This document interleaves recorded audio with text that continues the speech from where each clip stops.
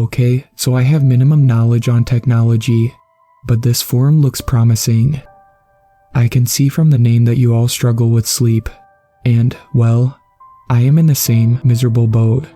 As the title says, if I don't go to sleep tonight, I will die. And yes, that sounds very dramatic, right?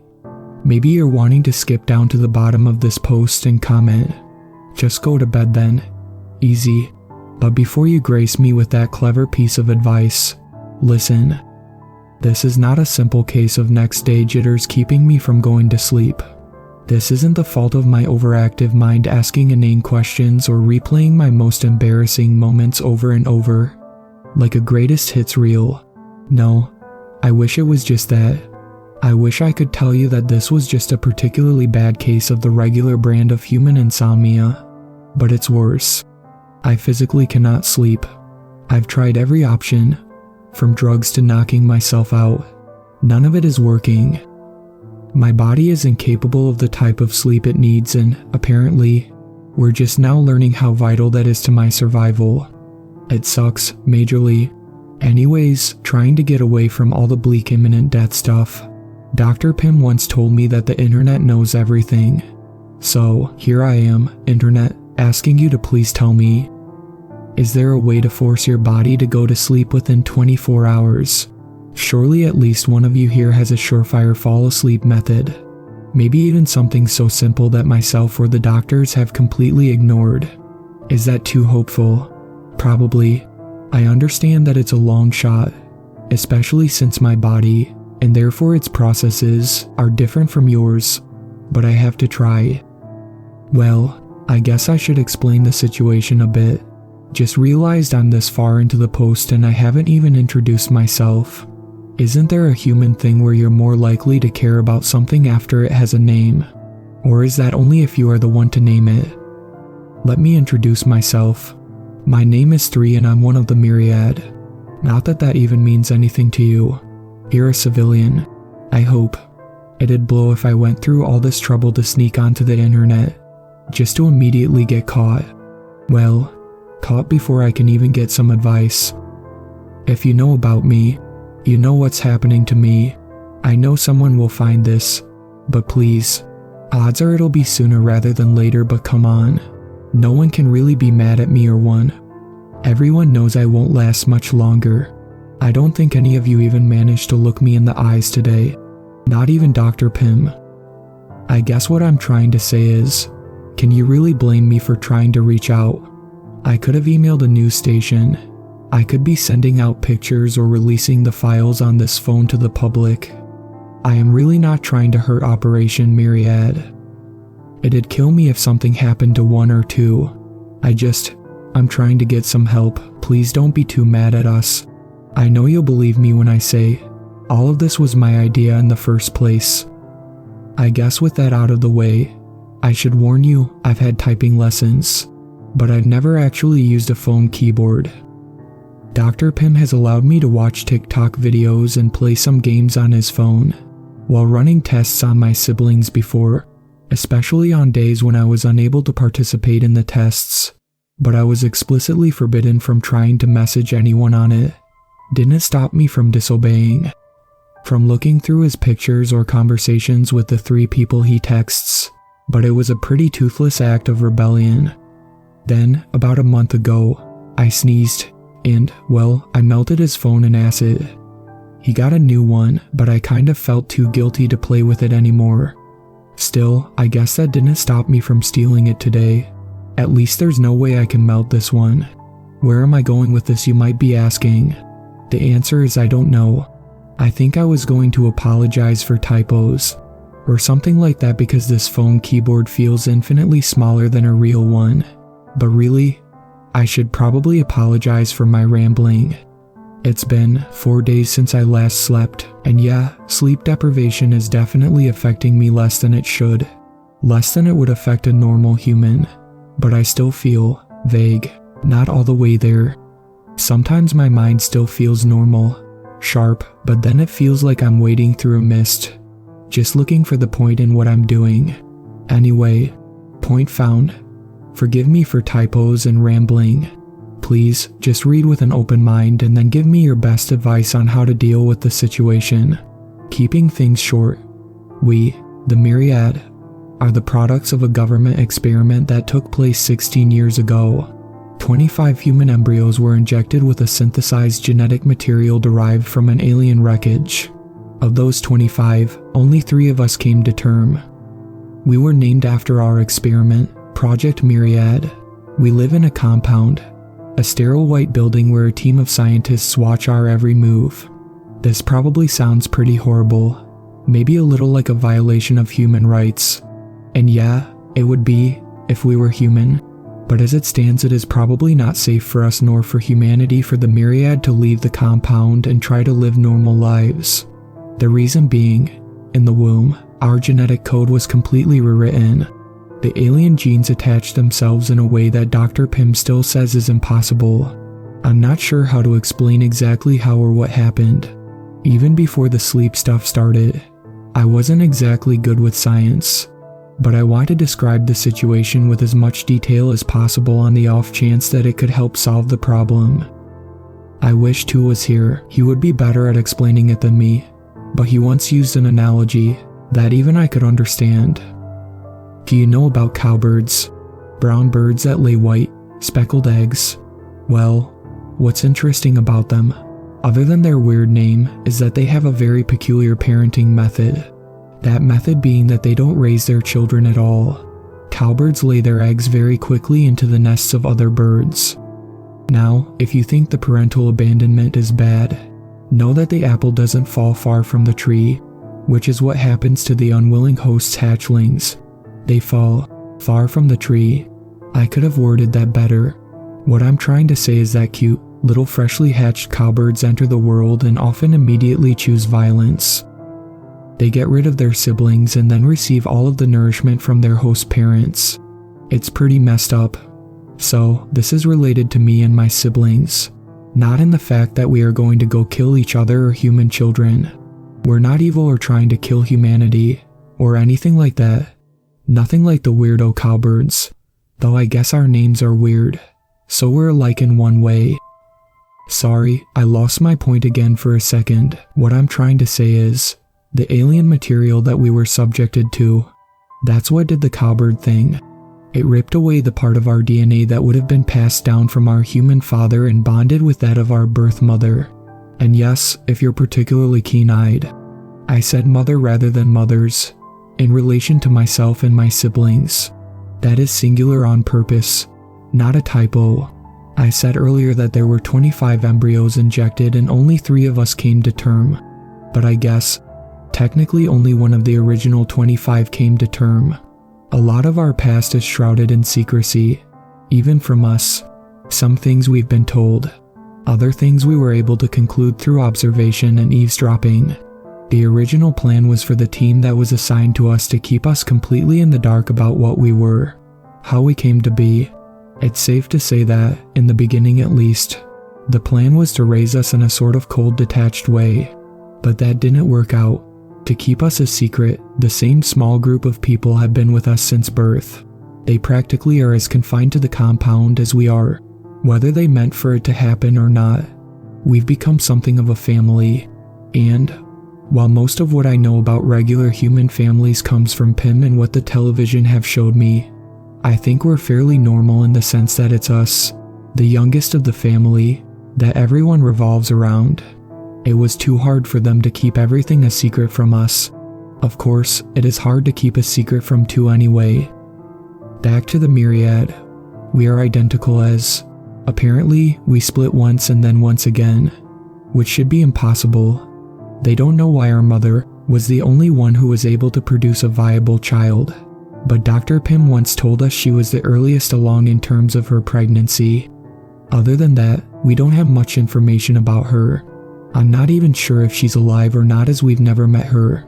Anyway, whoever she was, is. I find myself thinking about her a lot. I think I would have liked to have met her, to see what it's like to have an actual parent. There's Pym and the general, but what would it be like to have a mom? This is probably a pretty stupid thing to be thinking about so close to the end. Anyway, I don't know if any of that is helpful. But now you know I'm, biologically speaking, half human. So at least half of your fall asleep advice should be effective. Right, I guess I should tell you a little more about my alien side now. Hopefully, I have time. I can hear one tapping on the metal door. Pretty soon it'll be time for dinner, and if I don't show up, that'd cause a problem. I'll try to keep this short. To the point, haha. Which hasn't worked well so far. Okay, so, remember how I said the alien material was unstable? That's because its genetic code was constantly rewriting itself. It made it incredibly difficult to study, apparently. I don't know why they decided to try to bond it with human DNA. I remember Dr. Pym once told me they'd tried a similar experiment but with monkey sperm and human eggs. So, I guess it's just a human thing to try to make babies with whatever you can. Well, whatever the thought was originally, it resulted in me and my siblings. So, thank you humanity. Thanks for being weird. Anyway, our DNA is far more stable and fixed than that of the aliens. Dr. Pym has a theory that they were most likely able to shapeshift at will, but that isn't usually within our capabilities. I'll come back to the usually in a moment, but we do shapeshift. In a way, it's just not something that we have any control of. Trying to keep it as simple as possible. Each time we go to sleep, as our bodies enter REM, our genetic code completely rewrites itself. We wake up from the cold cots of the compound looking entirely different each morning. Height and weight, race and gender, it varies from day to day. More than that, each day we develop a different power. I know that sounds vague, but let me try to clarify. 1. She predominantly reawakens as a female, and even if she doesn't, she still identifies as she, her. One typically has powers that control or emit a physical phenomenon, for example laser eyes, pyrokinesis, and super strength. She's the only one of us who has ever been able to shapeshift with complete control at will. That's why I said usually earlier. 2 is different. His powers aren't nearly as flashy as one's often are, but they usually have to do with his inner mind. He often has telekinesis, mind control, and foresight. It's the reason why it's about impossible to keep a secret from him. Thankfully, today he has psychometry. I learned something recently, something that I'm not exactly eager to share. Not that 2 is even paying any attention to me right now. Well, you already know me. I'm 3, and if you can't tell, I'm the oddball of the group. I mentioned earlier about accidentally melting Dr. Pym's phone with acid snot. My powers are almost always useless and only ever seem to affect me. Once I woke up with the ability to grow my nails long. Another time I was given an extra row of eyelashes. And on another memorable occasion I woke up and my only ability was to lie. Like I was physically unable to tell the truth that day. That day sucked majorly. I made 1 cry big ugly tears. 2 seemed to nearly hate me. Dr. Pym looked at me with this face I'd never seen before. His mouth was drawn into a thin tight line and his eyes were narrowed somewhere between disgust and disappointment. Eventually the doctors figured out about the lying thing, but that day was a particularly painful one. But now, lying day is no longer at the top of my sucky powers list. One has dubbed my current ability insomnia. The reason being that I am now completely unable to sleep. Without being able to enter REM, my body isn't changing anymore.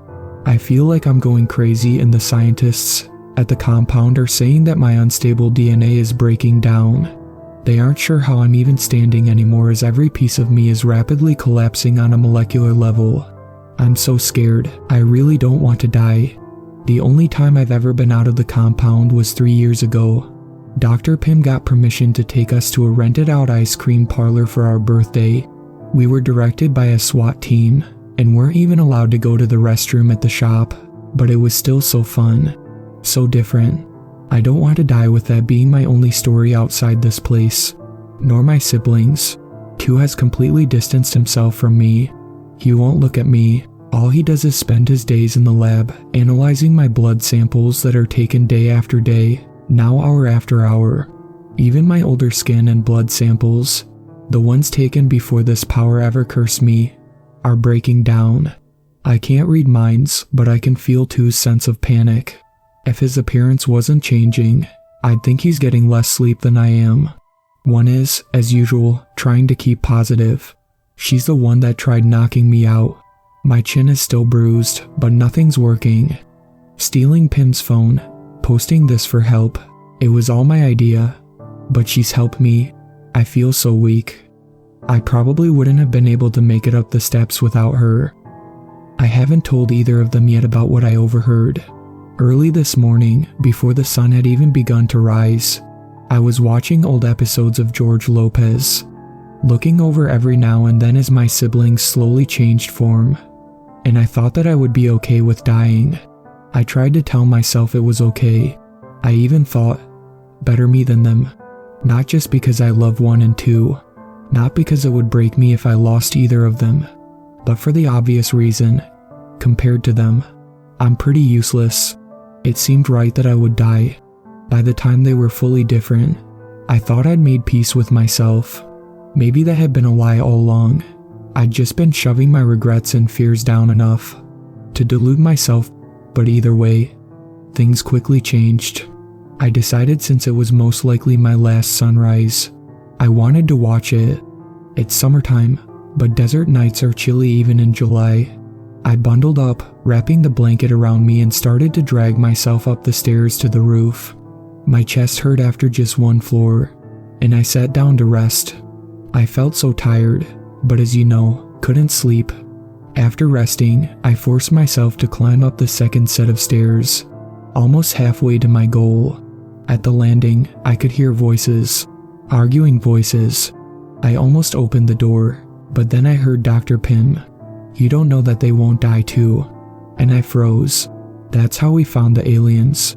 Only one had been killed on impact. The other 2 died after. I kept listening and I learned about something they'd never told us.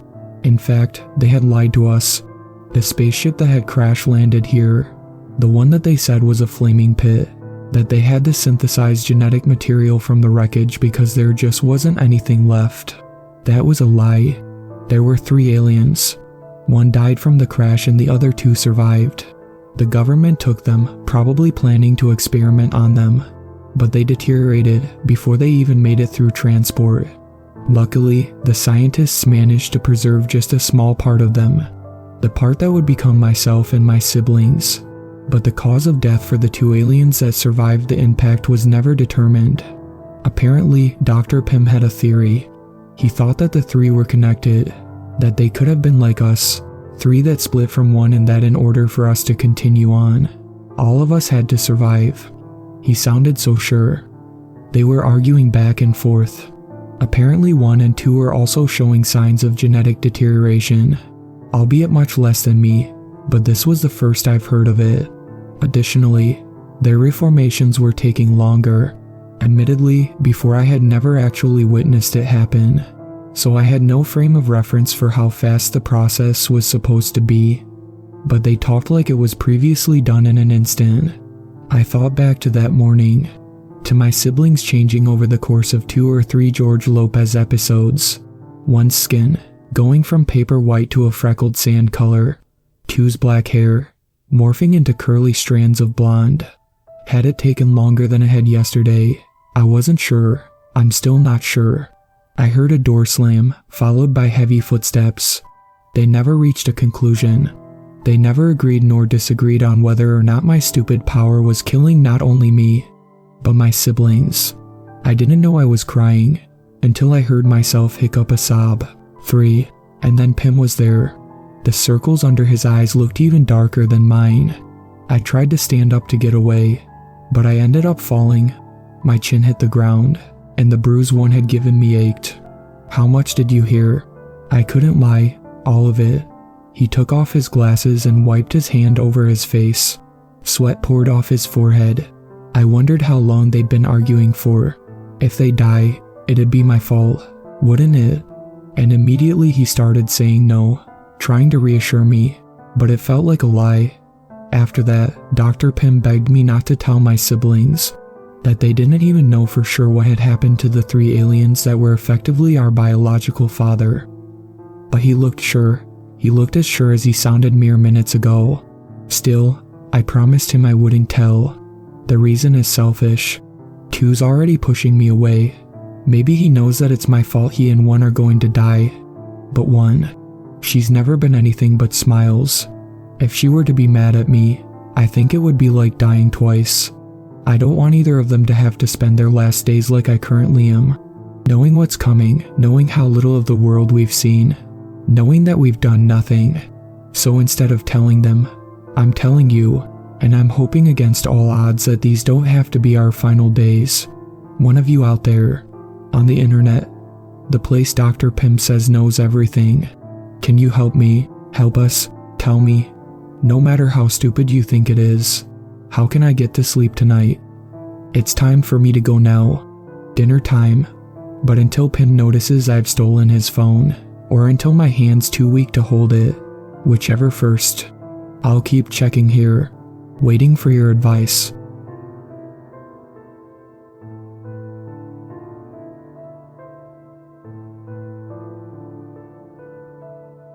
Thank you to my superfans, Sweet Black Swan, Tacy, and Brooklyn. I really appreciate you guys supporting my channel, and I look forward to making more content for everyone.